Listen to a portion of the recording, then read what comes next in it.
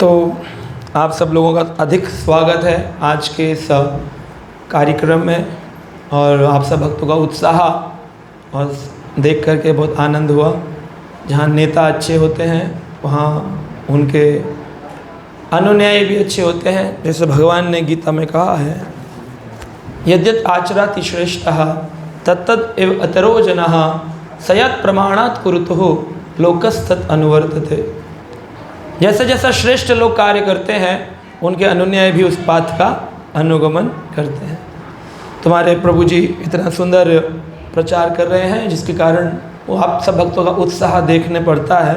समझ में आता है कि यहाँ भक्तों के प्रति एक दूसरे के प्रति कितना प्रेम है। तो श्रीमद् भागवत के एक श्लोक संख्या पे हम चर्चा करेंगे, क्योंकि प्रथम स्कंद के 7वें अध्याय श्लोक संख्या 6 में आता है। सब लोग बोलेंगे, बहुत सरल सा है, एक एक शब्द करके लेंगे। बोलिए, यस्याः वै श्रीयुमाणाय कृष्णे परम पूरुषे भक्ति उत्पद्यते पुंसः शोकः मोहः भय अपाहा। अब इसको देववाणी में गाएंगे जैसा श्रील प्रभुपाद की इच्छा थी। इस अनुष्टुप छंद को 8 अक्षरों को काट करके 4 भाग में गाया जाता है। तो हम गाएंगे, यस्से वे श्रीयुमाणायाम कृष्णे परम पुरुषे भक्तिरुत्पद्यते पुंसः शोक मोह भय अपहा। यहाँ पर कह रहे हैं, बहुत सुंदर तरीके से बताते हैं सुत गोस्वामी शौनक आदि ऋषियों को नैमिषारण्य में, यस्से वै श्रीयुमाणायाम, अगर जो व्यक्ति श्रीयुमाणायाम यानी कि श्रवण की क्रिया, केवल सुन ले, श्रवण की क्रिया, आध्यात्मिक भक्ति करना चाहते हैं आप लोग, इसीलिए केंद्र में आते हैं। तो आध्यात्मिक भक्ति को प्रगतिशील बनाने के लिए सबसे मुख्य है श्रीमद् भागवत जैसे अधिक शास्त्रों का, हमारे वैदिक शास्त्रों का श्रवण करना। श्रवण ऐसी विधि है जिसके माध्यम से हम पुनः अपने सारे कल्मशों को धो सकते हैं। क्या फ़ायदा है भागवत बताती है, यस्से वै श्रूयमाणानाम, यानी जो व्यक्ति इस श्रवण क्रिया में लगता है, कृष्णे परम पुरुष, किसके बारे में सुनना है? परम पुरुष कृष्ण के बारे में। ये नहीं कि संसार की चुगली के बारे में सुनना है, निंदा के बारे में सुनना है, नहीं नहीं, ये नहीं सुनना है। क्या सुनना है? यस्से वे श्रूयमाणानाम कृष्णे परम पुरुषे, कृष्ण के बारे में सुनना है। और किससे सुनना है? कान से सुनना है। किससे सुनना है?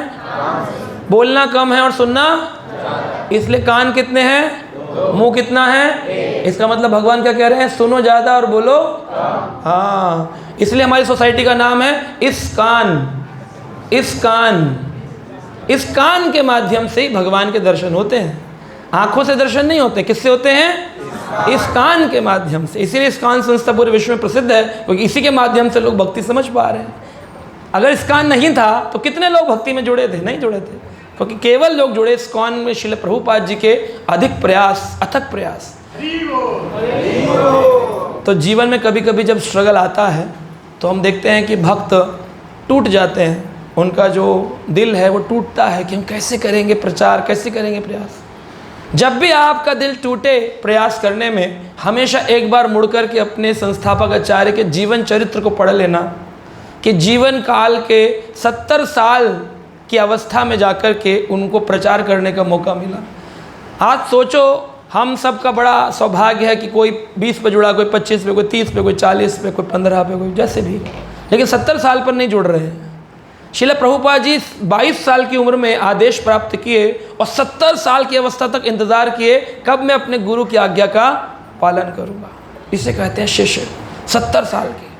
तो कभी कभी ऐसा होता है जब हम प्रचार करने जाते हैं और व्यवधान उत्पन्न होते हैं, तो उसमें हमेशा ये सोचना चाहिए मोड़ करके कि मेरे संस्थापक आचार्य जो मेरे दादा गुरु हैं, दादा है ना, हमारे पिता हो गए गुरु और दादा गुरु, हमारे श्रील प्रभुपाद। मेरे जो दादा गुरु हैं उन्होंने कितना कठिन प्रयास किया था इस संस्था की स्थापना करने के लिए। 70 साल की उम्र तक इंतजार किया कि कोई तो मौका मिलेगा। तो इतनी जल्दी हार नहीं माननी चाहिए। भक्त लोग जो है ना वो हार नहीं मानते हैं, वो हार पहनते हैं लेकिन हार मानते नहीं।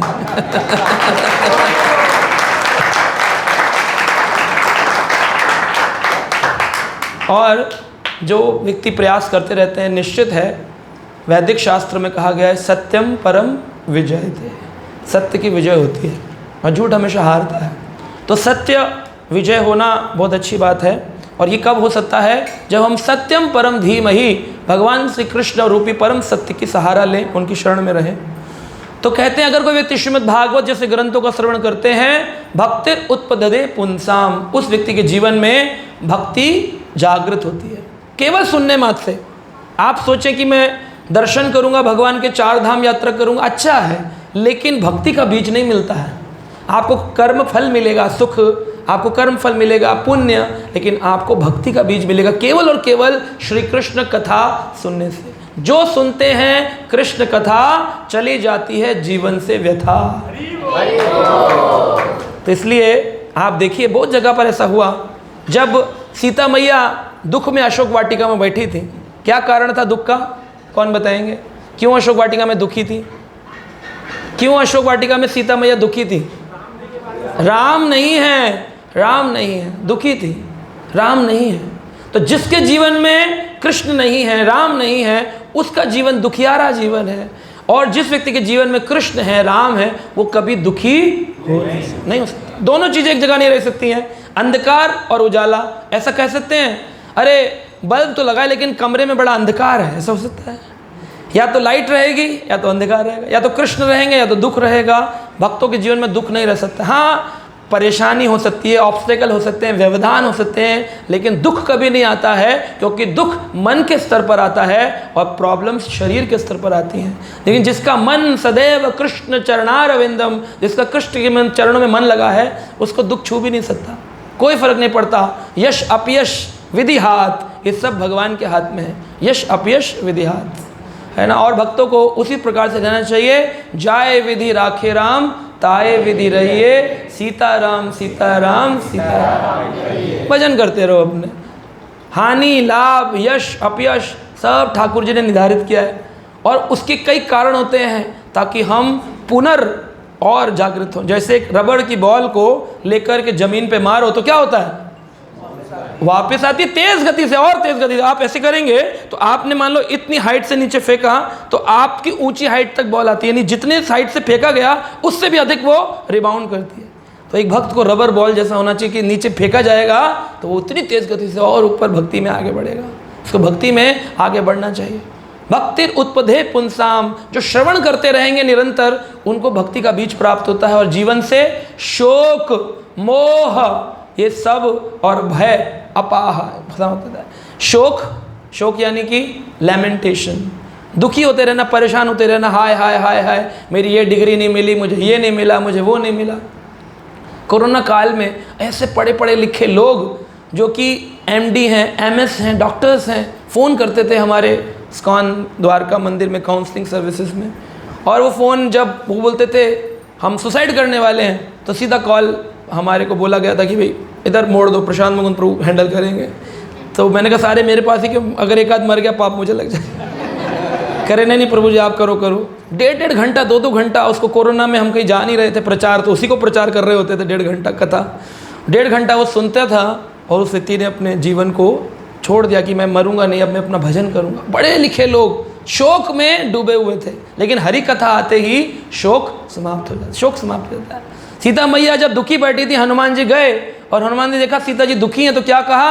रामचंद्र गुण वर्णन लागा। क्या करने लगे?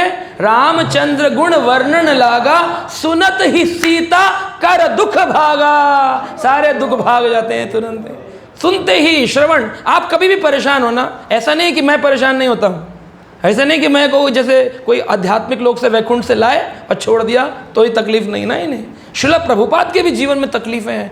इस जीवन में पदम पदम यत विपदम, चलते चलते हर कदम पे परेशानी आएंगी, लेकिन आपको दुखी नहीं होना है, श्रवण करते हैं। मैं कभी अपने पर्सनल जीवन में देखता हूँ जो श्रील प्रभुपाद जी के जीवनी को पढ़ता हूँ, उनके पास टाइम्स पढ़ता हूँ, और वो मुझे बल देते हैं पुनः रबर बॉल बनने का, कि नीचे से फिर ऊपर उठना, नीचे से ऊपर उठना। तो हम भक्त कभी भी अपने आप को ऐसा समझें कि हम अच्छे से नहीं कर पा रहे हैं, हम कैसे करेंगे, हम तो गिर रहे हैं, तो आपको भागवत सुनना चाहिए, प्रभुपाद के ग्रंथ चरित्र पढ़ने चाहिए, और आप पाएंगे आप पहले से अधिक आगे बढ़ गए। श्रवण एक ऐसी क्रिया है, शोक समाप्त होता है, और मोह इस संसार में अटैचमेंट है। कितने अटैचमेंट है, हाय मेरा लल्ला, हाय मेरे पप्पू, हाय मेरी बिटिया, कितने अटैचमेंट है संसार के। किसी को थोड़ी सी तकलीफ होती है, बच्चे को चोट लगेगी, माँ को पिता को ज़्यादा तकलीफ होती है। एक हमारे जानकार हैं, वो चार्टर्ड अकाउंटेंट हैं और बड़ा बिजनेस चलाते हैं। वो बोलते हैं मुझे अपने बच्चों से बहुत प्यार है, जब तक बच्चे सो नहीं जाते हैं मैं सोता नहीं हूँ, बच्चे खा नहीं लेते हैं मैं खाता नहीं हूँ, मैं ऑफिस कम जाता हूँ, उनको देखता रहता हूँ कि वो क्या कर रहे हैं, इतना ज़्यादा आँखों के सामने रखते हैं। तो मैंने उनको ऐसे कहा कि मत करिए, इतना अटैचमेंट ठीक नहीं है, जितनी आसक्ति होती है वो उतना दर्द प्रदान करती है, दुख मिलते हैं। मृत्यु काल में जब अंतिम काल आता है तो सबसे ज़्यादा दुख उस व्यक्ति को होता है जिसकी आसक्ति जितनी ज़्यादा है। समझ रहे हैं आप, 1 करोड़ रुपया रखा है और मर रहा है, और किसी का 10,000 रुपया रखा है और मर रहा है, किसी का 1 रुपया रखा है और मर रहा है, तो सबसे ज़्यादा आसक्ति में प्रॉब्लम मरने में किसको होगी ज़्यादा? जिसका ज़्यादा है उसको ज़्यादा तकलीफ है, जिसकी ज़्यादा आसक्ति है उसको ज़्यादा मरने में तकलीफ है। जिसके पास कुछ नहीं है वो मस्त मरता है, कोई टेंशन नहीं, कह रहा है इसमें तो कुछ नहीं मिला, आगे देखें कुछ तो मिलेगा। तो इसलिए मरने में भी टेंशन नहीं होता है। कितना सुख है, मोह चला जाए अगर जीवन से तो कृष्ण से मोह करना चाहिए। कहते हैं कि श्रीमद् भागवत में आता है कि हमको इस संसारी आसक्तियों को त्यागना चाहिए। प्रसंगम अजरम पाशम आत्मनो कव्यो विदहो स एव साधुषो कृत्यो मोक्ष द्वारम अपावृतः। कहते हैं भागवत में प्रसंगम अजरम पाशम, इस संसार का पाश अजर है, यानी एक बार बेड़ी पड़ गई आसक्ति की ना, अटैचमेंट की, यह मेरा है, यह मेरा है, ये चीज़ आ गई ना, प्रसंगम अजरम पाशम आत्मनो कवयो विदहो, ये आपको मुक्त नहीं होने तक पकड़ के रखेगा। लेकिन सएव साधुषो कृत्यो, अगर आपने उस आसक्ति को किसी भक्त के चरणों में लगा दिया, किसी भक्त के प्रति अटैचमेंट हो गया, तो फिर क्या होगा? स्वर्ग द्वारम अपावृतम, उस व्यक्ति के अपने आप ही सारे द्वार खुल जाते हैं, उसको टेंशन नहीं।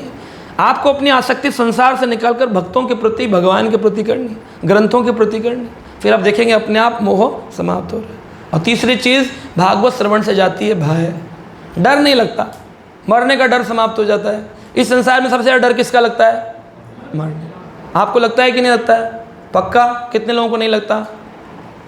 बस 2-3 को नहीं लग रहा, बाकी सब डर गए। कितने लोगों को नहीं लगता मरने का भय, डर नहीं लगता?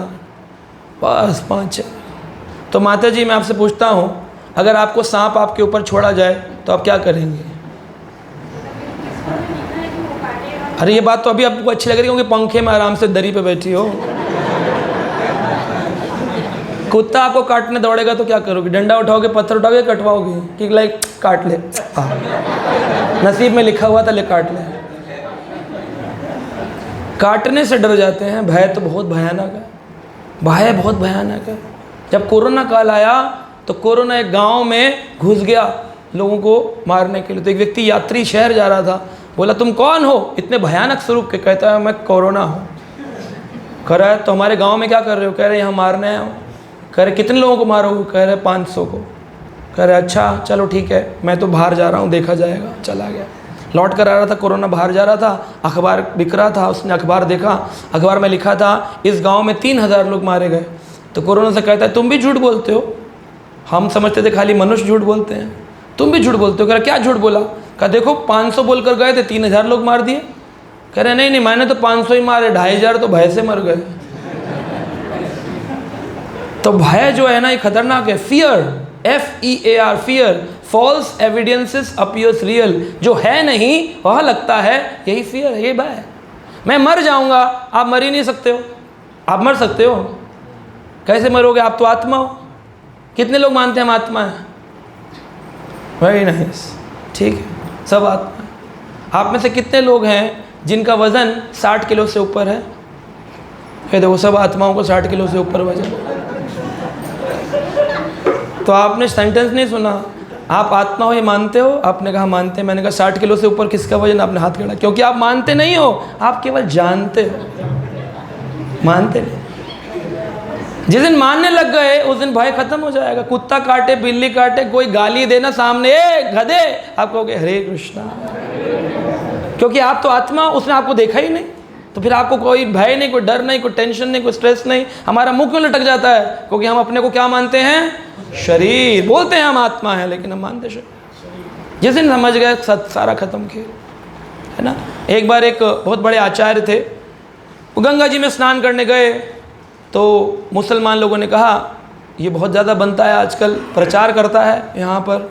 तो होता है जब भी आप कोई अच्छा काम करेंगे द्वेष उत्पन्न होते हैं। तो उन्होंने कहा इसको काटो, इसको प्रचार मत करने दो। तो क्या करें? बोले बड़ा ब्राह्मण बनता है, देखे कितना क्रोध आता है, नहीं आता है। क्योंकि आपकी परीक्षा तो होगी ना, आपकी परीक्षा तो होगी। भगवान आपको अपने धाम ले जाने से पहले परीक्षा लेंगे। परीक्षा लेने के लिए आए हुए, देखे कितना क्रोध आता है, नहीं आता है। तो मुसलमान व्यक्ति को भेजा ब्राह्मण समाज ने, वो वैष्णव बन गए थे, बाकी स्मार्त ब्राह्मण थे। तो उन्होंने पान खा कर के और उसकी पीक उस व्यक्ति के कपड़ों पर फेंकी। तो वो स्नान करके निकले थे गंगा नदी से, तो पुनः बोले हरे कृष्णा, और फिर चले गए स्नान करने, कपड़े धोए, वही गीले कपड़े पहने, फिर बाहर निकले तो नाम नाम नाम नाम, फिर कपड़े, अरे अभी क्या करें, हरे कृष्णा, फिर चले गए, फिर कपड़े धोए, स्नान किया, फिर बाहर आए, नाम नाम नाम, हरे कृष्णा, फिर चले गए, स्नान किया, कपड़े धोआ। ऐसा 100 बार हुआ। तो 100 बार में वो आदमी जो था ना, वो पान खा खा के थक गया। कह रहा इतना पान खाया, इतना, जब भी कोई द्वेषी होगा आपके, कितना करेगा आपके खिलाफ। आप तृणादपि शू नीचेना बन जाओ ना, शू के नीचे चले जाओ, कितना गाली देगा, दे तो कितना गाली देगा, कितनी निंदा करेगा, हम सहन करेंगे। अब फिर वो सहनशीलता अपने आप उसकी खराब होगी कि यार कुछ भी बोल लो इसको। जैसे किसी ने आपको गाली दी और आप भड़क गए, तो वो बड़ा खुश होता है, देखा भड़का ना, भड़का ना, देखा। लेकिन आप भड़को मत, वो कहे ए, तो फिर आपको हरे कृष्णा, वो अरे भड़का नहीं, वो मेरी टेन, वो फिर दूसरा अस्त्र निकालेगा, कुछ और गाली देते हैं इसको। तो कुछ ना कुछ वो प्रयास करता रहेगा, 3, 4, 5, 25, 50 प्रयास के बाद वो हार जाएगा, क्योंकि आप कौन है? भक्त हैं, सहनशील हैं। तो ऐसे उनने 100 बार तक सहन किया। वो रोने लगा, पैर पड़े, कौन है स्वामी आप, कौन है आचार्य, कौन है, आपको क्रोध नहीं आता, क्या हुआ? तो बोला नहीं नहीं, आप तो बड़े महान आत्मा है। माला निकाली, इसी करके वो उनके गले में डाल दी। बोले ये लीजिए महाराज, सारी माला उनके ऊपर। बोले ये क्या हो गया, आप मुझे माला पहना रहे हैं, ऐसा क्या मैंने कार्य कर दिया? बोले मैं पतित पावन आलसी जीव, रोज़ सोचता था गंगा जी में 108 बार स्नान करूं, लेकिन मैं आलसी 1-2 बार से ज़्यादा स्नान नहीं कर पाया। आज आपकी हेतु कृपा हुई जो आपने मुझे थूका, और मैं आपके कारण 100 बार स्नान कर, बस 8 बार और थूक दीजिए, मेरा 108 हो जाए। तो ये है, ऐसा व्यक्ति हो जाए ना, तो उसको कोई चिंता नहीं, भय मोह शोक अपाह सब दूर हो जाता है। अपने को अगर आप भक्ति में चलना चाहते हो ना, अपने कूड़े का ढेर बनाना चाहिए। कूड़े का ढेर कैसे होता है? दुनिया अपनी गंदगी ला के कहाँ डालती है? हाँ, तो हमारे वृंदावन के वैष्णवाचार्य कहते हैं घूर हो जाओ, यानी कूड़े का ढेर बन जाओ। जितना लाकर लोग डाल दें डलवा लो अपने ऊपर, और फिर देखो आप आनंद की सीमा नहीं रहेगी। और इससे आपको भजन में मज़ा आएगा ना, माला से मक्खन मलाई चलेगी, आनंद। डालो कूड़ा और डालो और डालो और डालो, सहन करते रहो, सहन करते रहो। एक बार हमारे गुरु महाराज से किसी ने पूछा कि सहन करने की कितना लिमिट होना चाहिए? त्रिनाद पिशुन चेना का एक होना चाहिए ना कि भाई इतना इतना, इसका क्या लिमिट है? तो महाराज जी कहते हैं आकाश के समान, इसकी कोई लिमिट नहीं। आकाश की कोई लिमिट है? कहाँ जाके खत्म होगा? अनलिमिटेड, असीमित सहनशीलता। जिसने जितनी ज़्यादा कर ली, भगवान भागवत में कह रहे हैं ब्रह्मा जी कि जो व्यक्ति तप्ते अनुकंपांस सुमिक्षमाणाम, जो व्यक्ति सहन करता रहता है और इस जीवन के दुखों को सहन करते करते नियमित भजन करता है, अंत में वो भगवान का प्रोपराइटर बनता है। यानी भगवान का जो केंद्र है गोलोक, उसका वो बापत्ती बन जाती है। जैसे पिता की प्रॉपर्टी ही बेटे को अपने आप मिलती है बिना किसी मेहनत कमाई के। मेरे पास कोई मकान नहीं है, लेकिन मेरे पिताजी ने बनाया, मैं मज़े से रहता हूँ उसमें। लोग बोलते प्रभु जी आपको इतना बड़ा मकान, में मेरा कुछ नहीं, पिताजी का बनाया हुआ है, अपन फ्री में रहते हैं। तो ऐसे ही गोलोक आपने नहीं बनाया, लेकिन आपने अगर केवल दुख सहन कर लिए और भजन करते रहे, इस शरीर को छोड़ने के बाद तत्ते अनुकंपाम सुस्मिक्षमाणाम, आपको गारंटीड है। श्रीमद् भागवत के 10वें स्कंद 14वें अध्याय श्लोक संख्या 8 में ब्रह्मा जी ने इस बात को स्थापित किया है। निश्चित वो व्यक्ति भगवान के धाम को जाएगा। क्या करना है? सहन करना है। The more and more you become tolerant. और ये होता नहीं है, क्यों? जैसे ही भजन प्रारंभ होता है वैसे ही हमारे जीवन में बहुत सारी प्रॉब्लम आती है। तो आज हम चर्चा करेंगे समुद्र मंथन लीला के कुछ प्रसंगों को, जिसे सीखेंगे इस बात को भागवत से कि किस प्रकार से हम जब भजन करते हैं वह भी एक प्रकार का मंथन है, वह भी एक प्रकार का कलमश भरा हुआ है, सागर है, और उसने आपने माला प्रारंभ करी, हरे कृष्ण कृष्ण कृष्ण हरे हरे, हरे राम राम राम हरे हरे। अब आपने माला क्यों प्रारंभ करी, कौन बताएंगे? क्यों माला प्रारंभ करी आपने, बताइए माता जी। भगवत प्रेम प्राप्त करने के लिए। वेरी नाइस, माता जी के लिए तालियां, हरि बोल। तो हमने माला शुरू करी भगवत प्रेम प्राप्ति के लिए, लेकिन भगवत प्रेम प्राप्ति में जब ये भगवत प्रेम प्राप्ति को समुद्र मंथन का अमृत बताया गया। समुद्र मंथन का कारण क्या था? अमृत की प्राप्ति, ठीक है। वही माता जी ने बोला अब हमारा टारगेट फिक्स हो गया, हम सब लोगों का, हम एक प्रोजेक्ट करने जा रहे हैं, हम एक मंथन करेंगे और उसका टारगेट क्या है? कृष्ण प्रेम। और समुद्र मंथन का टारगेट क्या था? अमृत, यानी अमृत कृष्ण प्रेम हो गया। तो अब हमारा टारगेट है उसको प्राप्त करना। अब क्या हुआ, समुद्र मंथन जब था तो असुर थे और देवता थे। अब असुर और देवताओं को मिलना था, लेकिन ये बड़ा मुश्किल है। असुरों को, एक पार्टी असुर की होती है, एक पार्टी देवता की होती है, दो पार्टियों को मिलकर ही मंथन हो सकता है। तो भगवान ने देवताओं को कहा, देवताओं जाओ असुरों से संधि करो। अब संधि करना तो बड़ा मुश्किल है। संधि कैसे हो जाए दूसरी पार्टी वाले से? बीजेपी कांग्रेस या कभी संधि कर सकते हैं? बड़ा मुश्किल हो जाता है। तो दो पार्टी की संधि हो जाए तब मंथन प्रारंभ होगा। भगवान ने ऐसा दिया। तब सारे के सारे देवता गए शुक्राचार्य के पास और बोले ऐसा है, अमृत प्राप्त करना है और समुद्र मंथन होगा। शुक्राचार्य बोले समुद्र मंथन है? बोले क्या रे, आप ऐसे रिजेक्ट कर दिया हमको, समुद्र मंथन नहीं करेंगे, अमृत निकलेगा। अमृत से क्या होगा?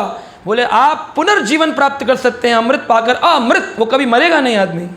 अच्छा, लेकिन तुम ये नहीं जानते हो कि हमारे पास मृत संजीवनी विद्या है। शुक्राचार्य ने कहा मृत संजीवनी विद्या, मैं किसी को भी पुनर्जीवित कर सकता हूं, इसलिए हमें समुद्र मंथन नहीं चाहिए। Project rejected.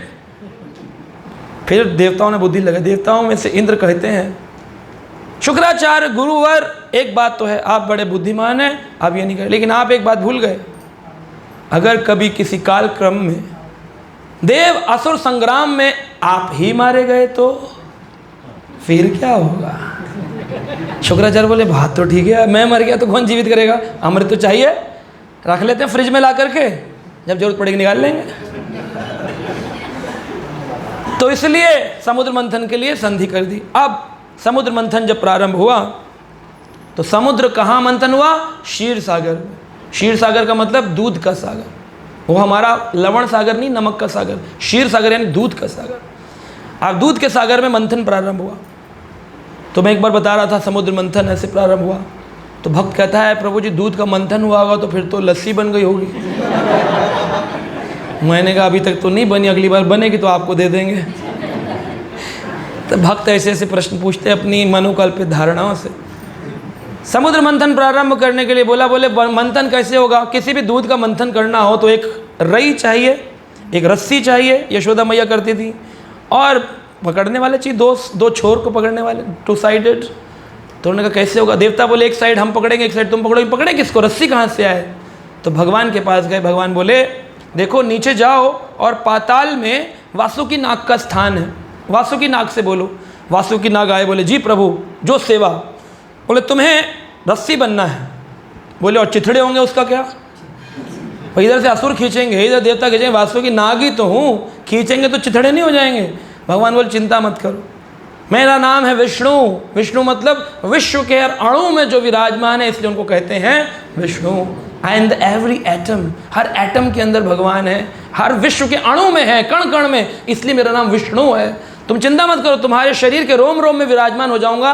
कितना भी खींचे इलास्टिक की तरह, तुम ऐसे छोड़ेंगे वापिस, ऐसे छोड़ेंगे वापिस, तुम कुछ होगा नहीं। तुम कह रहे पक्का? बोले यार विश्वास नहीं है हम पे। ठीक है लगा दिया। अब रई चाहिए, रई कहाँ से लाए? मंदराचल पर्वत को लाया जाए। मंदराचल पर्वत को लेने के लिए भेजा गया। देवताओं से हिले ही ना मंदराचल, सारे देवता लग गए, पूरा जोर लगा लिया, ना हिलता ना कटता ना टूटता, रई कैसे लाए? तो भगवान के पास फिर आए। भगवान बोले तुम्हारे बस का कुछ नहीं है, सब काम हमको करना पड़ता है। चलो ठीक है। सुदर्शन चक्र को भेजा, उसने कटिंग किया, पूरा काट दिया, पूरा पर्वत कट गया पूरा आया। अब उठाएं कैसे? देवताओं से कहा उठाओ, लिफ्ट भी नहीं कर सकते, ऐसे बेकार। भगवान बोले लाओ, गरुड़ पर रख के हम ही ले जाते हैं। गरुड़ पर रखकर भगवान लेकर गए, पृथ्वी के बीच में मध्य में क्षीर सागर रख दिया, वासुकी नाग की रस्सी बनाई गई। देवताओं से पूछा गया टॉस किया जाए, कौन आगे कौन पीछे। टॉस किया, देवता बोले नहीं नहीं टॉस नहीं, टॉस नहीं, टॉस हम पकड़ेंगे पूंछ और ये पकड़ेंगे मुंह। भगवान बोले क्या कर रहे हो, क्या कर रहे हो? अरे तुम मुंह पकड़ोगे उसकी फुसकार निकलेगी तो काले हो जाओगे। मैं नहीं, वहाँ नहीं जाना, तुम पीछे, तुम्हें आगे जाना है। बोले तभी तो हम पीछे जा रहे हैं प्रभु। करना ना ना ना, ये असुर हैं, इन्हें वही चाहिए जो तुमको चाहिए।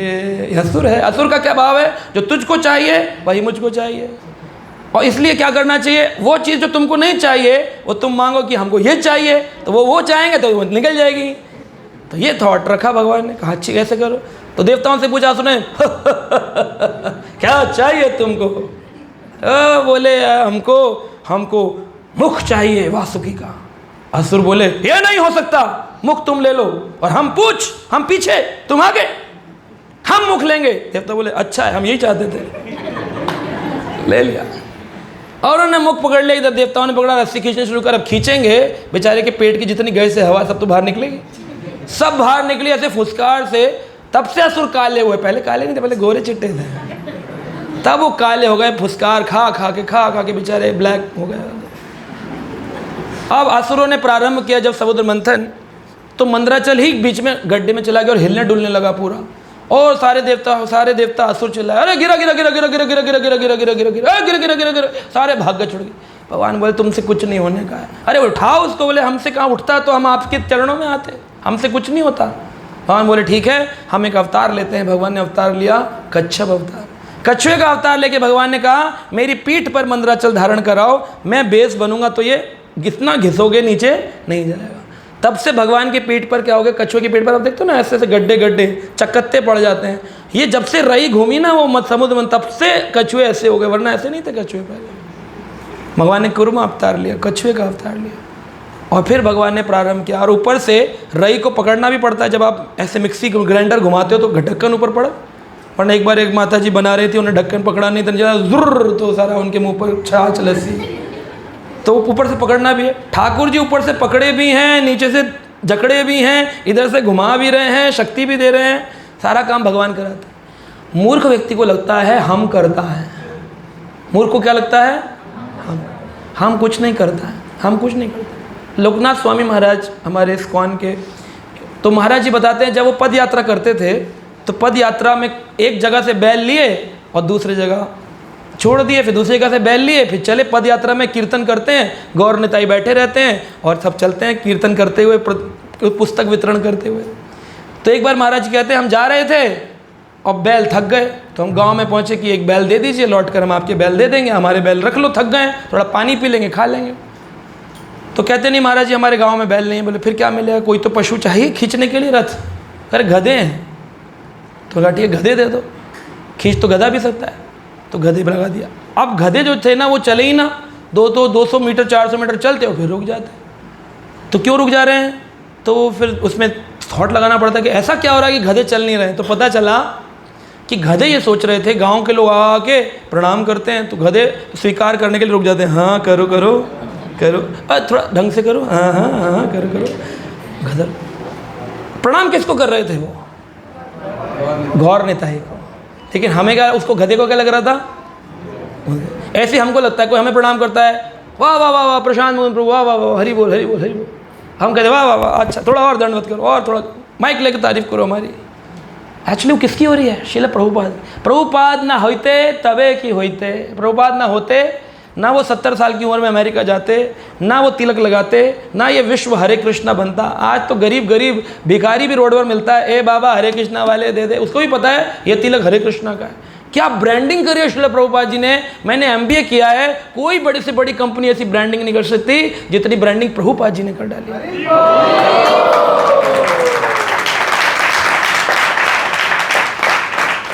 आप कहीं भी जाएं आपको कोई तकलीफ नहीं होगी। मैं क्या बताऊं आपको, अभी मैं दुबई गया, मुझे बिल्कुल वही अनुभव हो रहा था कि मैं लेफ़्ट जाऊं कि मैं राइट जाऊं, कुछ नहीं पता कहाँ जाना है। बस एक इवेंट ऑर्गेनाइजेशन का पता है, इस होटल में यहाँ लेक्चर है, यहाँ इवेंट के लिए जाना है, पर कैसे जाना है, लेफ़्ट जाना है राइट जाना है, कुछ नहीं पता। पैसे तो आपको पता ही, भक्तों के पास कुछ होते नहीं, कहाँ जाएँ, लेफ़्ट जाएँ राइट जाए, क्या खर्चा करें, वहाँ वैसे ही इतना महंगा है, सोच सोच के करना पड़ता है। तो अब इतनी करे क्या। ऐसी जगह पर भी मैं जब सोच ही रहा था तब एक भक्त का फ़ोन आया, कहते हमें पता चला आप हमारे एरिया में प्रभु जी, हम भी इस्कॉन के डिवोटी, हम आ रहे हैं आपको लेने के लिए। वो लेकर के आए, 2 दिन उन्होंने घुमाया, रखा, प्रसाद खिलाया, वापस छोड़कर गए। ऐसी अद्भुत लीला हो जाती है केवल क्या लगाने से। और ये हटा दो, फिर देखो आपको कोई पूछ कर दिखा दे, आप हेलो बोलोगे तो हेलो का जवाब नहीं देगा कोई आपका। और ये लगा लोगे तो हर दुकानदार कहेगा अच्छा अच्छा इस्कॉन से हैं। किसने बनाया? आपने बनाया? आपके खानदान में किसने बनाया? किसने बनाया? श्रील प्रभुपाद ने। और उनका रीढ़ी ना रहे, उनको भूल जाएं और अपने को समझ लेंगे हम हैं। अरे तुम क्या हो, तुम कुछ नहीं। वो ना होते तो हम ना। तो लोकनाथ स्वामी महाराज कहते हैं हम वो गधे जैसे हैं जो सोचते हैं कि दुनिया सम्मान हमको कर रही है, वो एक्चुअली गौर निताई को कर रही है, प्रभुपाद को कर रही है। हम तो केवल उनकी कृपा मात्र से ये प्राप्त करके ये पहन के घूम रहे हैं, बस इससे सम्मान मिल रहा है, अहंकार में घूम रहे हैं, हमारा है, हमारा नहीं। और इस प्रकार वो मंथन जब प्रारंभ हुआ तो मंथन किस लिए था? कृष्ण प्रेम प्राप्ति, अमृत प्राप्ति। तो सबसे पहले क्या निकला? हाँ जी, समुद्र मंथन में क्या निकला? हाँ, हलाहल विष, हलाहल विष। तो आप कृष्ण प्रेम की माला जिस दिन प्रारंभ करोगे, कृष्ण प्रेम पहले दिन नहीं आएगा, समुद्र मंथन में भी नहीं आया था और हृदय मंथन में भी नहीं आएगा। तो क्या निकला? सबसे पहले हलाहल विष। आप लोग करते हो ना, कभी कभी दिवाली आती है तो क्या कहते हो? Wish you happy Diwali, wish you happy Diwali, wish you happy new year. तो सब एक दूसरे को विश पिलाते रहते हैं, विश विश विश। इसी कारण मैं पहले सोचता था ये लोग एक दूसरे को विश करते हैं, फिर भी टेंशन क्यों आती है इतनी लाइफ में? अगर विश कर रहे हैं तो थोड़ा सुख तो आना चाहिए। लेकिन पता चलता है उसने अभी विश किया और अगले दिन सब गड़बड़ हो गई। तो क्यों हुआ? तो पता चला ये जो विश है ना, ये बंद करना पड़ेगा लेना। तब हम लोग एक दूसरे को क्या लिखने लगे? हरे कृष्णा कृष्णा कृष्णा हरे हरे, हरे राम राम राम हरे हरे। तो श्री रामानुजाचार्य श्री संप्रदाय के आचार्य थे। उनकी टीका से मैंने ये पढ़ा था जो मैं आपको सुनाने जा रहा हूँ। तो उसमें वो कहते हैं ये जितने भी पदार्थ, 14 पदार्थ जो समुद्र मंथन में निकले, इनका एक अभिप्राय है। उसमें सबसे पहले जो हलाहल निकला, ये डाउट को रिप्रेजेंट करता है। डाउट यानी संशय। भगवान गीता में कहते हैं संशयात्मा विनश्यति। अगर आप डाउट रखोगे तो आपका फ्लॉप शो हो जाएगा। संशयात्मा विनश्यति। तो जब हम मंथन प्रारंभ करते हैं, चैंटिंग शुरू करते हैं, सबसे पहले हमारे डाउट सामने आते हैं। आपको कोई एक माला देगा बड़े प्रेम से, तमाल कृष्ण प्रभु कहेंगे लीजिए प्रभु जी एक माला हरे कृष्ण आया करिए। तो आप सोचोगे इसका क्या फ़ायदा है, कुछ तो कमाता होगा, हर माला पे कितने मिलते होंगे। डाउट्स घेरेगा आपको, डाउट घेर लेगा आपको। बहुत सारे लोग मिलते हैं, मैं सबसे कहता हूँ आइएगा मंदिर, कहते तो फिर आपको क्या मिलेगा उसमें? मैंने कहा आपका आशीर्वाद, आप आएंगे मंदिर। तो लोगों को मालूम नहीं what is in it for me, मेरे लिए इसमें क्या है बेनिफिट। मल्टी लेवल मार्केटिंग की तरह सोचते हैं कि ये ना कुछ तो इसको मिलता ही होगा। आप लाइफ मेंबर बनिए, बोले तुमको कितना मिलेगा? अरे LIC की किस्त थोड़ी बेच रहे हैं जो तो हमको परसेंटेज मिलेगा। कुछ नहीं मिलता, भक्तों को केवल कृष्ण कृपा मिलती है। लेकिन डाउट आएगा। अब डाउट आए, भक्ति में डाउट आ सकता है। हम जिनसे जुड़े हैं ये सही व्यक्ति है गलत व्यक्ति है, हम जिस संस्था से जुड़े हैं ये सही है गलत है। वैसे खराब तो ओम शांति वाले भी नहीं हैं, वो भी लहसुन प्याज नहीं खा रहे हैं। वैसे तो ये बाबा है ना राधा कुंड वाले, ये भी बड़े अच्छे हैं। ये बाबा जी देखे हैं आपने? अरे वाह क्या वैष्णव है, वल्लभ संप्रदाय क्या। अरे आपने आर्ट ऑफ लिविंग सुना है? अमेजिंग। फिर हम क्या जाएं, कहाँ जाएं? इस्कॉन में रहें या कहाँ जाएं? डाउट आएगा चैंटिंग करते ही। और लोग बोले कहाँ चक्कर में लग गए इस्कॉन वाले, अरे सब छुड़वा देते हैं, हालत ख़राब कर देते, पतली हालत कर देते, कोई का नहीं छोड़ते। अरे सच में गलत जगह फंस गया, डाउट आएंगे। चैंटिंग शुरू करी, मंथन प्रारंभ किया, डाउट प्रारंभ हो जाए। अब जब हलाहल निकला तो सारे क्या बोले? छोड़ो छोड़ो छोड़ो, सब छोड़कर भाग गए, देवता भी और असुर भी। भगवान के पास गए, भगवान बोले क्या हुआ? बोले प्रभु पहली बार में ही खाने बैठे थे और जो है ना मिर्च आ गई, हलाहल निकल आया, जहर निकल आया। हम जल गए होते, भस्म हो जाते, इतना खतरनाक, पूरा हलाहल से क्षीर सागर की सतह भर गई। हम भागे, प्रभु जान बचा कर आए। तो भगवान बोले पी लो तुम में से कोई एक आध इसमें से। बोले भगवान आपको हम अमृत मांगने आए थे, आप विष पिला रहे हो? मतलब हम आए सेवा करने और हमको सेवा ऐसी दे दी जिसमें विष लगा हुआ है। बोले I never wish for this wish, मैंने कभी इसकी विश नहीं की थी, लेकिन विश मिल गया, उसको क्या करे, कहाँ जाए ऐसी अवस्था। तो उन्होंने बोला ठीक है एक काम करो, वैष्णवनाम यथाम शंभो, जाइए शिव जी के पास, बड़े भारी वैष्णव हैं, शिव जी पी लेंगे। शिव जी बैठे थे अपने, राम राम राम वाय, आकर देवता बोले हे भोलेनाथ वृंदावनावनी पते, जय जय सोम मोले, सनक सनंदन सनातन नारदिया अंगे, गोपेश्वरा व्रज विलास युगांग्री पदे, प्रीति सदा प्रयच्छ नितराम निरुपाधिकाम में। स्तुति करने लग गए बड़ी जोर जोर से। शिव जी प्रसन्न हुए, बोले अरे कौन मेरे स्तुति कर रहा है? बोले हम देवता प्रभु इधर, हम। हाँ बोलो क्या चाहिए? कह रहे अभी समुद्र मंथन किया उसमें हलाल निकले। बोले मैं क्या करूँ? बोले आपको पीना है, भगवान ने बोला। बोले अच्छा अमृत के लिए तुम और जहर के लिए हम। अमृत निकलता तो कभी जाते शिव जी को देने, ईश्वर जी थोड़ा महाप्रसाद आप भी ले लो, लेकिन गया जहर के टाइम में। तो सीनियर सीनियर डिवोटी की याद कब आती है? जब जहर आता है।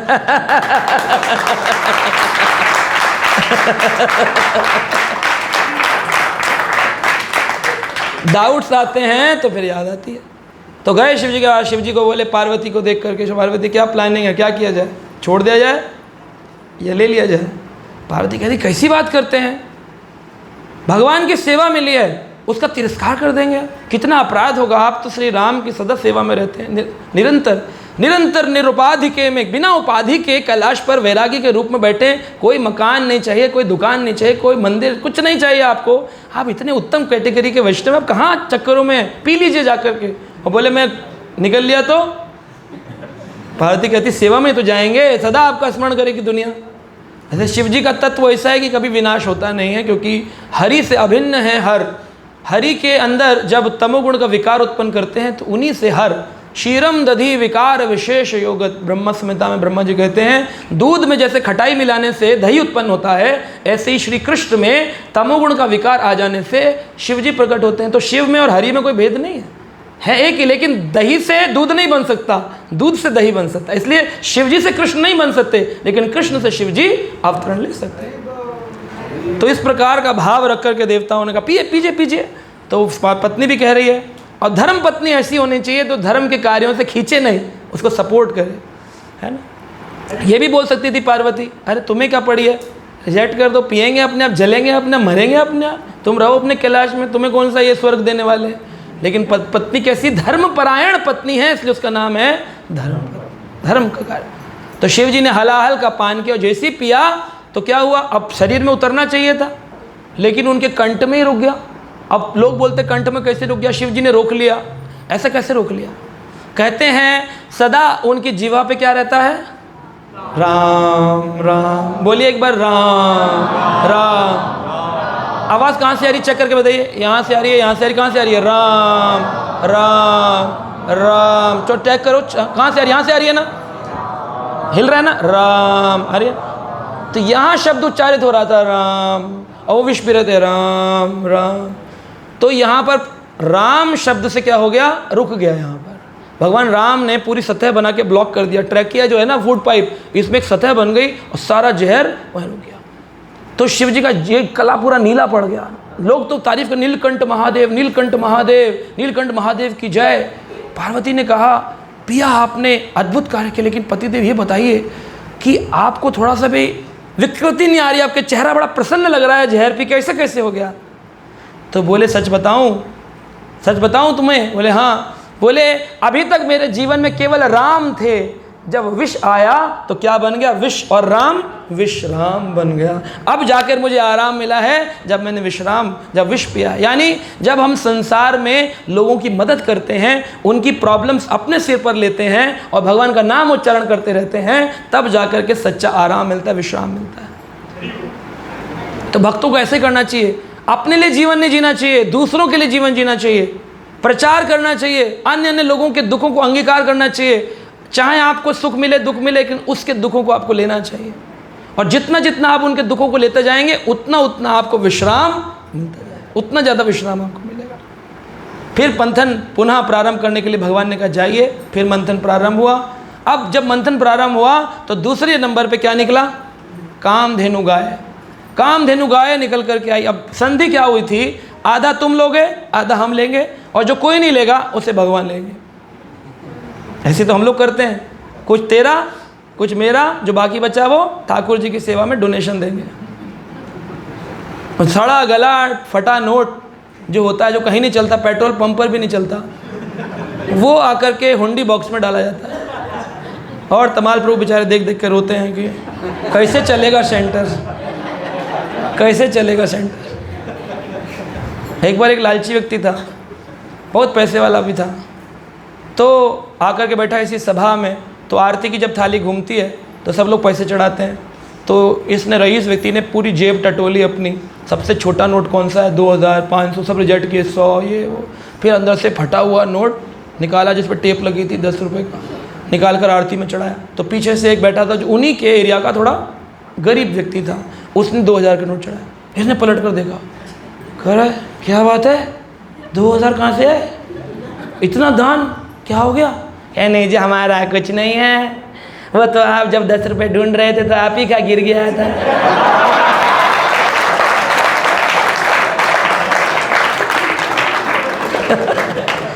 हमने तो उठा के खाली चढ़ाया।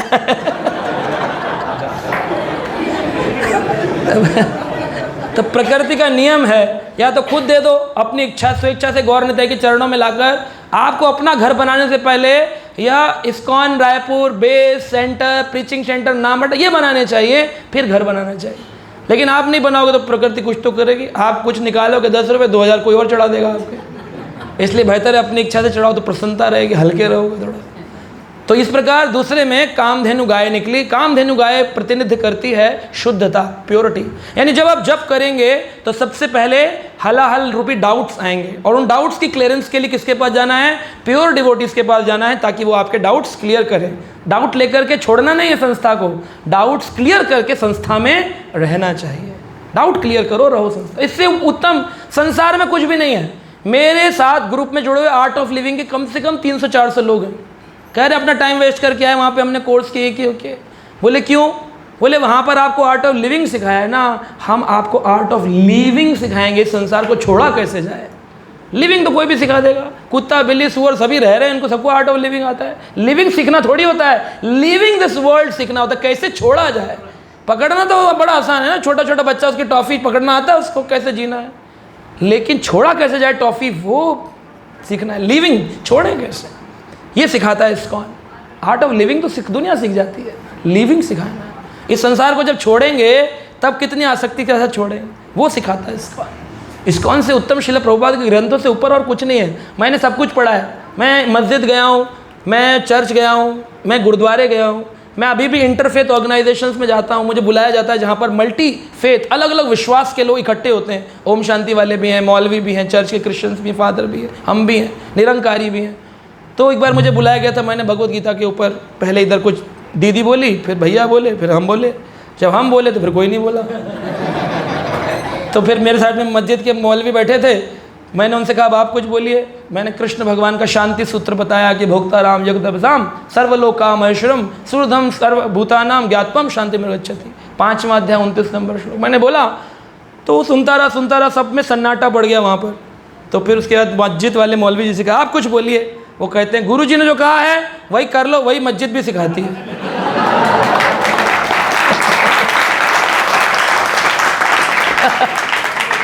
मतलब बहुत बढ़िया कॉपी पेस्ट मार दिया उन्होंने सीधे। तो इस्कॉन की फिलॉसफी से, इस्कॉन के शास्त्रों से, इस्कॉन के भक्तों से, यहाँ की संस्था से उत्तम कुछ भी नहीं। छोटा मोटा आगे पीछे तो हर जगह होता है। खाना बनाने जाते हैं तो बर्तन गिर जाते हैं, टांग टोंग आवाज़ें आती रहती बर्तन की। लेकिन इसका मतलब किचन खाना छोड़ दिया क्या? ना, भजन नहीं छोड़ना, संस्था नहीं छोड़नी हमको। इसको पकड़ के रखो, डाउट क्लियर करो वैष्णवों के साथ। फिर सेकंड लेवल पर कामधेनु प्योरिटी आती है, शुद्धि आएगी और आपको बड़ा मन आपका अंदर से अच्छा होने लग जाएगा। प्रभुपाद जी कहते थे प्योरिटी इज द फोर्स। जो जितना शुद्ध है वो उतनी तेज गति से भाग सकता है। आप अच्छा प्रचार कर पाएंगे, अच्छे भक्त बन पाएंगे अगर आप अपने नियमों पर, साधना पर स्ट्रांग हैं। भजन करिए, सुबह उठकर मंगल आरती करिए, शास्त्र पढ़िए, शास्त्र श्रवण करिए और अपना जीवनचर्या चलाइए। नौकरी, दुकान, बच्चे, परिवार, उनको छोड़ना नहीं। लेकिन साधना छूटी तो फिर सब कुछ छूट जाएगा। साधना बेस है, चैंटिंग करना, रीडिंग करना, शास्त्र पढ़ना। आप में से कितने लोग हैं जो श्रीमद् भागवत पढ़ते हैं रोज़? देखो कितने कम लोग हैं आप लोग। आप में कितने लोग हैं जो रोज़ भगवत गीता पढ़ते हैं? चलिए इसमें तो कुछ संख्या बढ़ गई है, लेकिन सबको गीता पढ़नी चाहिए। कोर्ट में गीता पे हाथ रख के कसम खाते हैं, जो खाएंगे कसम कहते हैं जो कहेंगे वो सच कहेंगे, सच के सिवा। और उस पापी तापी क्रिमिनल जो मर्डर करके आया उसकी बात मान ली जाती है। उसमें जो लिखा है उसके अंदर गीता में वो गलत है, उसको पढ़ना चाहिए आप लोग रोज़। हर मुसलमान अपने बच्चे के बैग में कुरान देकर भेजता है। हर क्रिश्चियन संडे को अपने बच्चों को चर्च ले जाता है, उनको बाइबल सिखाता है। हम सनातनी हिंदू ऐसे हैं, हमें मंदिर जाने में शर्म आती है, गीता उठाने में हमारे को नानी याद आती है। अरे हर बच्चे के बैग में स्कूल में छोटी छोटी गीता आती है, हमारे इस्कॉन की छोटी पॉकेट भगवद गीता, सबके स्कूल बैग में रख दो और भेज दो। पढ़े ना पढ़े पूरे जीवन काल बोले बेटा तुमको ये रखना है, ये तुम्हारा सिंबल है, इसको रखना जरूरी है, रखना जरूरी है। हम तो अपने बच्चों को गीता देख कर रखते हैं, चोटी लगा के रखते हैं। ये स्कूल में पढ़ते हैं, प्राइवेट स्कूल में है ना। इससे एक बार हमारे बेटे से किसी ने बोले कि तुम चोटी रखते हो, हैं बेटा? स्कूल का टीचर बोला ये गलत बात है। इसने कहा कि सरदार लोग भी तो पग रखते हैं, पगड़ी रखते हैं। तो बोले वो तो उनका धर्म है। क्या? हाँ वो उनका धर्म है और हमारा कोई धर्म नहीं है, हमारा धर्म है। आप उनकी कटवा दो, उस दिन हम कटवा लेंगे।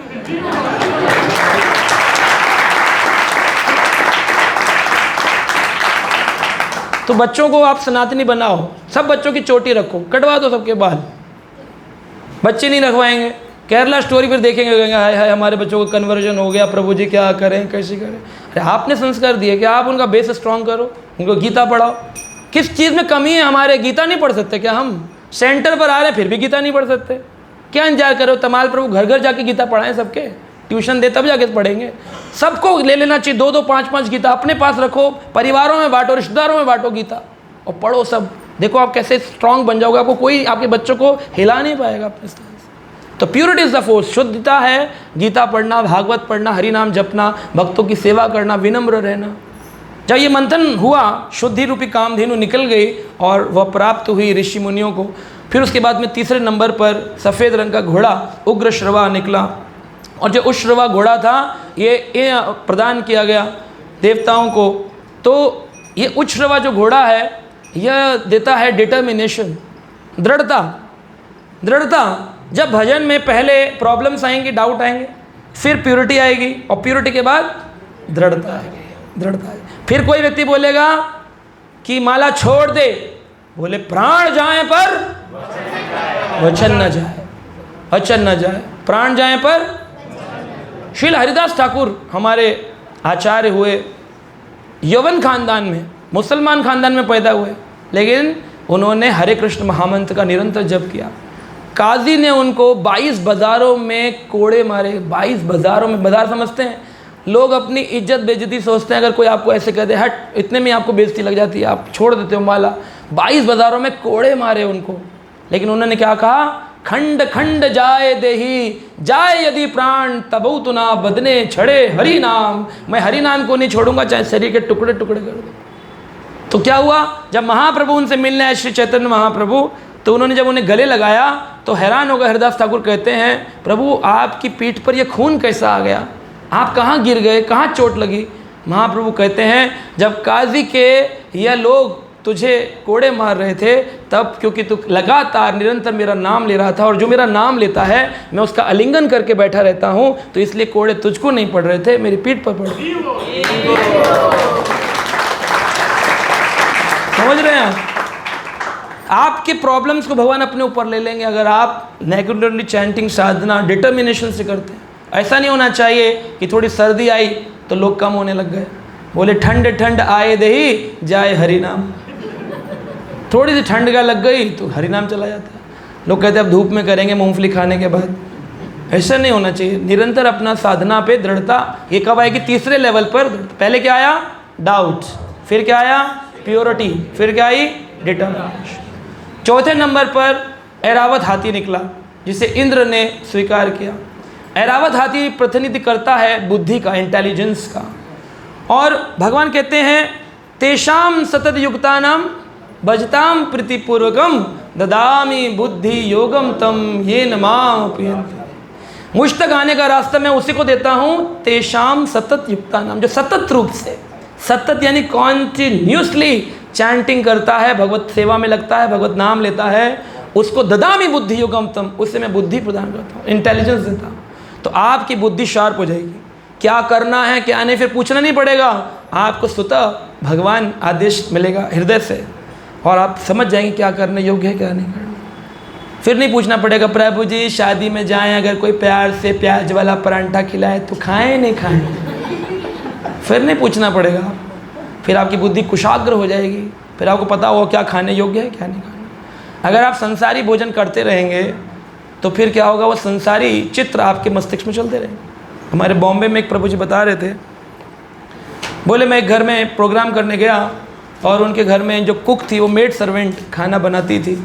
तो माता जी बोली आपके लिए स्पेशल प्रसाद बनाया हमने। तो भक्तों ने कीर्तन करने के बाद, ब्रह्मचारी भक्त थे, उन्होंने प्रसाद ग्रहण किया। प्रसाद ग्रहण करके चले गए वापस अपने आश्रम में। आश्रम में गए तो ऐसे ऐसे चित्र रात को उनको स्वप्न में आए जो उन्होंने कभी टीवी पिक्चर सपने में भी नहीं देखा था, अपने सामने नहीं देखा था, वो सपने में आया। क्या आ रहा है, मर्डर, खून खराबा। वो हैरान हो गई, ये खून खराबा हमारे, हमने तो कोई पिक्चर नहीं देखी ना हमने साक्षात रूप में देखा, कहाँ से आ गया खून खराबा। तो उन्होंने माता जी को फ़ोन लगा, माता जी हम आपका ये प्रसाद कहाँ से आया था। बोले नहीं मैंने बनाया। बोले नहीं माता सच में बताइए ना किसने बनाया। बोले मैं और मेरी मेड सर्वेंट थी, और वो भी माला करती है 4 माला, मैं 16 करती हूँ, दीक्षित हूँ। हाँ आपकी मेड सर्वेंट 4 माला करती है, उसने हेल्प किया आपको, एक बार आप उससे फ़ोन लगाएंगे। तो कॉन्फ्रेंस में उसको फ़ोन लगाया, बोले बता तू कि आज तूने खाना बनाया ना सारा जो भक्त लोगों का बन रहा था। हाँ मैं बनाई, हाँ मैं बनाई। अरे तुम बनाई लेकिन साथ में कोई था? नहीं कोई नहीं था। बोले कोई, हाँ मेरा मर्द आया ना। तो बोले तुम्हारा मर्द मतलब? बोले मेरा जो हस्बैंड है। बोले वो आया मतलब? बोले वो कुक है तो वो हेल्प करने आया था क्योंकि ज़्यादा लोगों का प्रोग्राम था। तो बोले वो तो माला करता नहीं। कहा कैसे करेगा, कल ही तो जेल से छूट कर आया है। बोले किस लिए जेल में गया था? बोले पिछली बार ठेला लगाता था, वहाँ पे झगड़ा हो गया तो एक को मार डाला, उसके चक्कर में जेल गया। वो जेल गया, उसने हाथ लगाया, इसको सपना आया। समझ रहे हैं, एक मर्डरर व्यक्ति का हाथ लग जाने से खाने में पूरा नहीं, दीक्षित माता जी भी बना रही हैं और एक 4 माला वाली लेडी भी बना रही है, और एक मर्डर वाले ने खाली आटा गूंदा, सब्जी काटी, जो भी किया हमको नहीं मालूम, लेकिन स्पर्श मात्र से ब्रह्मचारी को स्वप्न में मर्डर दिखने लगा। अन्न खाएंगे ना, जैसा खाएंगे अन्न वैसा बनेगा। बस ये इंटेलिजेंस आती है जब आप भजन अच्छा करते हैं, चैंटिंग करते हैं। ये चौथा ऐरावत हाथी। ऐरावत हाथी की तरह पता चलता है क्या करना है क्या नहीं करना। पर कोई भी हो, बोले रिश्तेदार बड़े प्यार से खिलाए तो क्या करें प्रभु जी, बड़े प्यार से कह रहे खा लो बेटा, हमने तुम्हारे लिए प्याज भरे पराठे बनाए, हमने प्याज में प्यार डाला है, अब क्या करें प्रभु जी, खाएं नहीं खाएं? तो आप उनसे बोलो मैं खाने को तैयार हूँ, क्या आप मेरे प्यार को स्वीकार करने को तैयार हैं? बोले कैसे? बोले मैं प्याज का पराठा खाऊंगा, आप 16 माला करना शुरू कर दो। वो करेगा आपसे, वो करेगा आपके लिए। बोले नहीं नहीं ये सब मैं नहीं कर सकता। बोले तुम मेरे लिए भगवान का नाम नहीं ले सकते, मैं तुम्हारे लिए गंदा भोजन करने लग जाऊँ? छोड़ दो। दोनों तरफ से प्यार होना चाहिए ना भाई, तुम हमसे करते हो तो हम भी तुमसे करते। तुम हमें प्यार से पराठा खिला रहे हो प्याज का, हम तुम्हें प्यार से हरि नाम दे रहे हैं। तुम हम प्याज का पराठा खा लेंगे, तुम हरि नाम 16 माला शुरू कर दो। वो करेगा नहीं, आप खाओ, केस खत्म, फाइल डिस्क्लोज। लेकिन आप खा लोगे, वो उसका दिल टूट जाएगा, प्रभु जी हर्ट हो गया तो क्या करें? और आप हर्ट नहीं हो गए, हरि नाम नहीं किया उसने तो आप नहीं हर्ट हो गए। आप हर्ट नहीं हो रहे हो इसलिए तो खा लेते हो, वरना आप सामने शर्त रख दोगे जाते। तो ये है कुशाग्र बुद्धि, इंटेलिजेंस आती है। चौथे नंबर की सीढ़ी पे आएगी, निरंतर जप करते। और फिर जप करते करते करते करते मंथन चलता रहा, मंथन चलता रहा, कौस्तुभ मणि उत्पन्न हुआ, कौस्तुभ मणि निकला। तो ये कौस्तुभ मणि क्या है? कौस्तुभ मणि बताता है कि जब कौस्तुभ मणि निकला तो सब लोगों ने, ना देवताओं ने लिया ना असुरों ने लिया, और किसके पास चला गया? भगवान श्री कृष्ण के पास। कौस्तुभ मणि है ना भगवान के पास, समुद्र मंथन से निकला। तो ये बताता है कि जीवन में जब आप भजन करेंगे ना तो लोग आपको खरीदने की कोशिश करेंगे, यानी पैसे मिलेंगे, इज्जत मिलेगी, पर आपको उसको इग्नोर करना है, उसको छोड़ना है, त्यागना है।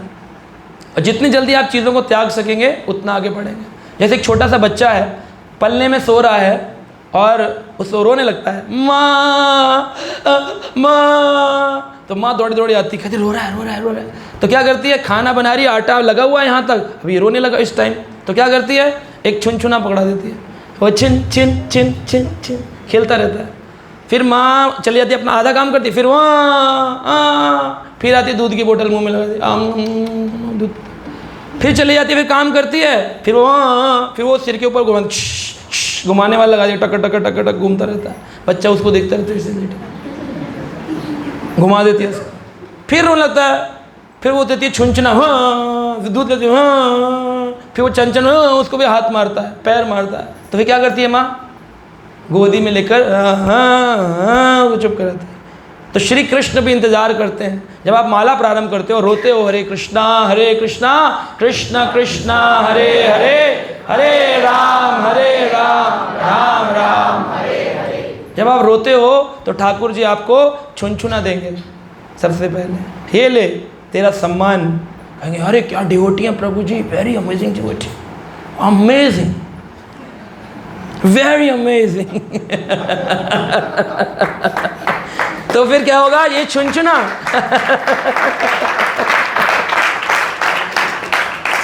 छुनछुना मिलेगा, लेकिन आपको क्या करना है? रिजेक्ट करना। नहीं, मैं कहाँ अमेजिंग प्रभु जी, मैं तो दीनहीन पापी तापी, मैं तो ऐसे रिजेक्ट करना है, बार बार छुनछुना रिजेक्ट करना। फिर उसके बाद में दूध आएगा, दूध रूपी पोजीशन पावर। आप ये हैं, आप एरिया हेड है, आप अध्यक्ष हैं, आप ये हैं, आप वो हैं। हाँ ठीक है, हमें सेवा के भाव से, उसे सेवा सर्वेंट के भाव से लेना चाहिए, लेकिन आप उस पद पे अगर बैठ कर के सोचने लगे यस ये मेरा है, तो फिर वो क्या है? दूध तक आप रुक गए, आपका भजन वहीं खत्म। तीसरे नंबर पे फिर वो छंग छंग छंग छंग छंग छंग, फिर होगा प्रतिष्ठा, फिर प्रतिष्ठा होगी, पूजा, आपकी पूजा करेंगे लोग, दुआइयाँ देंगे आपके नाम की। आप उसमें फंस गए, आपको हर चीज़ को रिजेक्ट करें कि नहीं मैं इस लायक नहीं हूँ, मुझे ये नहीं चाहिए, ना धन चाहिए, ना यश चाहिए, ना नाम चाहिए, ना पूजा, ना प्रतिष्ठा।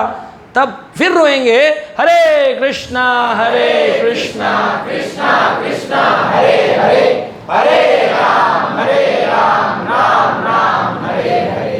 तो फिर क्या होगा? जब आप रोएंगे ना, तब फिर भगवान क्या करेंगे? आपके सामने ला करके आपको उठाएंगे और फिर गले लगाएंगे अपने। यानी ठाकुर जी गले तक पहुंचने के लिए क्या जरूरी है? कौस्तुभ मणि जैसे, छुनछुन नहीं लिखा है, कौस्तुभ मणि जैसी आकर्षित वस्तु का भी त्याग जो कर सकता है, कृष्ण उससे प्रसन्न होते। एक बार एक पति पत्नी थे दोनों, और वो दोनों भगवान के बड़े भारी भक्त थे, और पत्नी जो थी वो पति से भी ज़्यादा अच्छी श्रद्धावान भक्त थी। इन दोनों ने सब कुछ त्याग करके वैरागी के रूप में रहने लगा। तो शिवजी उनको दंडवत प्रणाम कर रहे थे। तो पार्वती ने कहा आप एक साधारण जीव को क्यों प्रणाम करते हैं? बोले क्योंकि ये लोग उत्कृष्ट वैष्णव हैं। बोले कोई वैष्णव नहीं है, पैसा वैसा है नहीं, गरीबी है इसलिए माला कर रहे हैं, थोड़ा सा पैसा मिलेगा तो अपनी साइड अपने छोड़ छाड़ के चल देंगे। तो उन्होंने कहा नहीं ऐसा नहीं है। कहा, पार्वती ने कहा देखो मैं भी टेस्ट करके दिखाती। तो उन्होंने एक सोने की ईंट लेकर के रास्ते में रख दी। हाँ वो ईंट इतनी छोटी सी होती है, सोने की ब्रिक पीस वैसे रख दिया। तो सामने से जब भक्त जा रहे थे उन्होंने देखा सोना पड़ा है, मैं तो भक्त हूँ, मैं इसको इग्नोर कर दूंगा, लेकिन अगर मेरी पत्नी की दृष्टि पड़ गई तो सोने पर स्त्रियों का थोड़ा ज़्यादा प्रेम होता है, तो कहेगी एक आध अंगूठी बनवा दो, फ्री में है, आपको खर्चा तो करना नहीं। तो कहीं उसका लालच ना आ जाए, तो उसने क्या किया, नीचे रख के मिट्टी से ढकने लगे। तो पीछे से पत्नी आई, क्या कर रहे हैं स्वामी? क्या कुछ नहीं, कुछ नहीं बताइए, नहीं कुछ नहीं। अरे तो आप रुक क्यों गए? क्या कर रहे हैं गड्ढे के अंदर बैठ करके? नहीं बताइए, नहीं कुछ नहीं। अरे बताइए। अरे कुछ नहीं है, वो सोना था तो मैंने सोचा थोड़ा दबा दूं, कहीं तेरी दृष्टि पड़ जाए और तेरा भक्ति भ्रम हो जाए, विचलित हो जाए, तो मैंने धूप। तो पत्नी कहती है आप भी ना मिट्टी में मिट्टी को मिला रहे हैं, अपना समय खराब कर रहे, इतनी देर में 2 माला हो जाती हैं आपसे।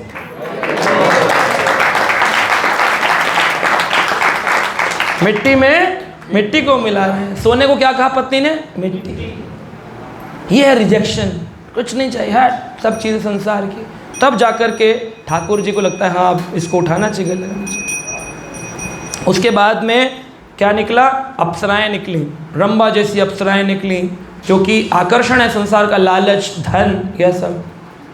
उसके बाद क्या निकला? कल्पतरु वृक्ष निकले, बहुत सारे वृक्ष निकला है कल्पतरु, जो बताते हैं भगवान और भगवान के भक्तों के बीच का जो कनेक्शन है ये स्पिरिचुअल स्ट्रेंथ पर निर्भर करता है। और स्पिरिचुअल स्ट्रेंथ आती है जब हम किसी भी चीज़ को बड़े भाव से करते हैं। यानी कि जो पेड़ होता है उसकी सबसे ज़्यादा मुख्य चीज़ क्या होती है? पेड़ के अंदर सबसे ज़्यादा मुख्य क्या होता है? हाँ जी, जड़। दिखती है। ऐसे भक्त का सबसे इम्पोर्टेंट क्या है? क्या है? उसकी साधना, उसकी स्पिरिचुअल स्ट्रेंथ जो दिखती नहीं है, और वही उसकी जड़ होती है। ऊपर से तो आप धोती कुर्ता 300 रुपये में ले सकते हो, 400 रुपये में कुर्ता ले सकते हो, 700 रुपये हो गया, 30 रुपये का तिलक ले लिया, 20 रुपये की जपमाला की झोली, 10 रुपये की माला, 30 का ये हो गया, टोटल में क्या 800 रुपये नहीं तो 1000 में तो सेटल हो ही जाएगा। 1000 में आप डिवोटी बन सकते हो। लेकिन क्या वो पेड़ तूफान आने पर टिकेगा? गिर जाएगा, क्योंकि उसकी जड़ें कमज़ोर हो गई। इसलिए कोशिश ये करनी चाहिए जड़ें मजबूत करें। Connection between God and soul, आत्मा को अपने सर्व कृष्ण और अपने गुरुजनों के प्रति सेवा भाव को बढ़ाएंगे तो हमारी स्पिरिचुअल स्ट्रेंथ बढ़ेगी, और उससे फिर हमारा पेड़ सदा सदा ऐसा रहेगा, कितना भी भारी तूफान आए, कितना भी भारी तूफान आए, हमारा पेड़ नहीं गिरेगा, हमेशा खड़ा रहेगा। जो पेड़ों की जड़ें कमज़ोर होती हैं वही तूफान आने पर रोड पर गिरे हुए मिलते हैं, और जिनकी जड़ें मजबूत होती, बरगद का पेड़ कभी गिरे देखा है? क्योंकि उसकी स्पिरिचुअल स्ट्रेंथ है, वो अंदर से मजबूत है। तो more chanting, more surrender, more hearing, more reading, more Vaishnava seva, more ignorance, no more interest for the puja labh pratishtha, फिर आप देखेंगे आपको कोई नहीं हिला सकता भक्ति के मास। आप आनंद में रहेंगे, आनंद सागर में रहेंगे। ही कल्पतरु वृक्ष निकला, फिर लक्ष्मी जी निकली। लक्ष्मी जी निकली तो लक्ष्मी जी क्या बताती हैं? लक्ष्मी जी ने चुनाव किया कि किसको अपना पति समझूं। शिव जी को रिजेक्ट किया, बोले ये तो अच्छे घर में नहीं रहता है, मैं इसके साथ नहीं रहूँगी। ब्रह्मा को रिजेक्ट किया, बोले ये तो झगड़ा करने पर मैं एक बोलूँगी, ये 4 बोलेगा। उनके 4 मुँह हैं तो 4 बोलेंगे, ये तो इसके साथ भी नहीं रहूँगी। देवताओं को कहा, बोले ये तो बड़े लालची हैं, तो अमृत के चक्कर में लगे हुए, मेरी सेवा मतलब मेरे से इंटरेस्ट ही नहीं होगा इनको, तो क्योंकि ये तो अपने अमृत पीने के चक्कर में। तो सब में उन्होंने दोष देखे, और सब में देखा कि सब शादी भी करना चाह रहे लक्ष्मी जी से। सबकी दृष्टि ऐसी थी, लक्ष्मी इतनी सुंदर निकली, सब लोग की आंखें ऐसी फटी की फटी, अरे ये सुंदर स्त्री कौन है? कोई सुंदर स्त्री होती है तो क्या कहा जाता है? आप कैसी हैं? लक्ष्मी स्वरूपा हैं, है ना? तो सुंदरता का प्रतीक महालक्ष्मी निकल के आई समुद्र से। सारे देवता ही देख रहे, लक्ष्मी जी हाथ में माला लेके चुनाव कर रहे, किसको डालूं? सब में दोष दिख रहे, दोष। बस भगवान में एक दोष दिखा। क्या दोष दिखा? भगवान में कोई दोष नहीं है, एक ही दोष था कि उनमें कोई आकर्षण ही नहीं था, उनके अंदर कोई इच्छा ही नहीं थी। भगवान कृष्ण ने एक बार भी नहीं देखा कि लाओ हम देखें कौन सी स्त्री है, देखा ही नहीं उसकी ओर, कोई नो इंटरेस्ट। कहा ऐसा आदमी कितना वैरागी है। उनके वैराग्य से प्रसन्न होकर के जाकर के लक्ष्मी ने विष्णु जी के गले में माला डाल दी, बोले आज से आपका हमने वर्ण किया। तब से लक्ष्मी नारायण हुए लक्ष्मी नारायण। तो ऐसे ही भक्त के पास भी चुनाव की शक्ति है। श्री रामानुजार कहते हैं चुनाव की शक्ति है, हम चुन सकते हैं किस ओर जाना है, कहाँ मेरी आध्यात्मिक प्रगति है। अगर जिस जगह जाकर आपकी आध्यात्मिक प्रगति घटती है वहाँ मत जाओ, और जहाँ जाके आपकी आध्यात्मिक प्रगति बढ़ती है वहाँ अवश्य जाना चाहिए। अनुकूलस्य संकल्प प्रतिकूलस्य वर्जनम, श्री रूप गोस्वामी कहते हैं। जहाँ चीज़ें आपकी भक्ति में बढ़ने में हेल्प हो उसको चुनाव करो, जो आपको भक्ति में पढ़ने में मदद ना करे उसका रिजेक्शन करो, उसको छोड़ दो। जो हमारे शाम का नहीं वो हमारे काम का नहीं। बस एक बार फिर जोरदार बोलेंगे, जो हमारे शाम का नहीं वो हमारे काम का नहीं। हटाओ साइड में, हट कोई भी चीज़ हो, तब आप पढ़ेंगे दृढ़ता से आगे, है ना। फिर जब ये निकला लक्ष्मी जी के बाद फिर वारुणी निकल कर आई। मदिरा है वारुणी मदिरा निकल कर के आई, जो कि स्पिरिचुअल प्राइड इंटॉक्सिकेशन रिप्रेजेंट करती है। हम नशे में आ जाते हैं, सम्मान के नशे में, वारुणी रूपी नशे में। हमें लगता है अब तो हम बड़े फेमस हैं, बड़े पॉपुलर हैं, तो अब हमसे अपनी बेइज्जती बर्दाश्त, है ना। जैसे एक बार मैं वृंदावन में था, तो वृंदावन में एक मथुरा में हमारा घर है, तो हम लोग जाते रहते हैं वहाँ पर। तो यमुना स्नान करने गए थे परिवार के कई सारे लोग, तो मेरे साथ और भी हमारे भक्तगण, शिष्यगण, सब स्टूडेंट्स सब मिलकर के गए काउंसलीज स्नान करने की, प्रभु जी के उधर जाएंगे स्नान करने। तो उसमें वहाँ पर एक पंडा मिले हमको, तो काला रंग का चश्मा लगाया था, धोती कुर्ता पहना था, तिलक लगाया था, चोटी भी थी, ऐसे काला चश्मा बड़ा सा लगाया था, और हमसे कहते हैं कैसे आना हुआ महाराज। मैंने कहा अरे हम तो बस भगवान का प्रचार करते हैं। कह रहा हाँ हमने देखा है आपको यूट्यूब में, हमने देखा है आपको। मैंने कहा अच्छा धन्यवाद आपने देखा है। तो कह रहे और आपने हमको नहीं देखा। मैंने कहा आपको, अब मैं सीधे से बोल दूँ नहीं देखा तो बेइज्जती हो जाएगी। बोला आपने हमको नहीं देखा। मैंने कहा आपको ऐसे चश्मा लगा रखा था। कह रहा है अब देखो। मैंने कहा कि नहीं अभी भी नहीं। अब मैंने कहा नहीं अभी भी नहीं। अब मैंने कहा अभी भी नहीं समझा। अभी भी नहीं समझा।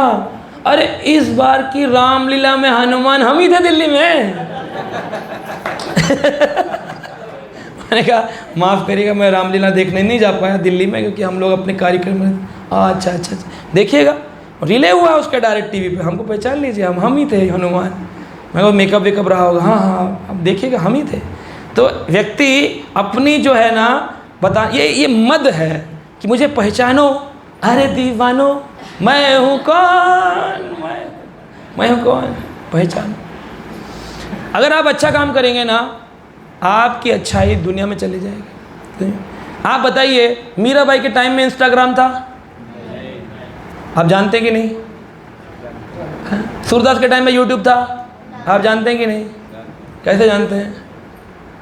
कैसे जानते हैं? पढ़ा भी नहीं होगा आपने उनके बारे में। बहुत सारे उनके स्थल भी नहीं बने हुए, जगह जगह स्टेशनों पे नाम भी नहीं लिखा हुआ, टीवी पे ऐड भी नहीं आ रहे हैं। कैसे जानते हैं?